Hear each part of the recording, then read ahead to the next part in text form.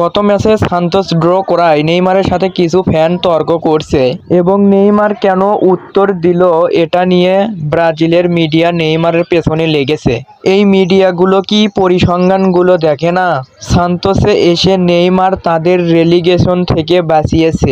Injury fitness issue থাকার সত্ত্বেও লড়াই করছে। প্রচেষ্টার পাশাপাশি নেইমার যে মাঠে কতটাই কার্যকর তা প্রমাণ মেলে ম্যাচগুলো পর্যবেক্ষণ করলেই। নেইমার সান্তোসে ফিরে আসার পর সান্তোসের প্লেয়ারদের মধ্যে নেইমারের পারফরমেন্স ছিল গোল সর্বোচ্চ 15টি, গোল কন্ট্রিবিউশন 22টি সর্বোচ্চ, বিগ চান্স তৈরি সর্বোচ্চ 13টি, কি পাস 102টি সর্বোচ্চ, বিগ চান্স কনভার্ট 11টি, অন টার্গেট শট 39টি, সফল ড্রিবল 61টি সর্বোচ্চ, এভারেজ রেটিং 8.1।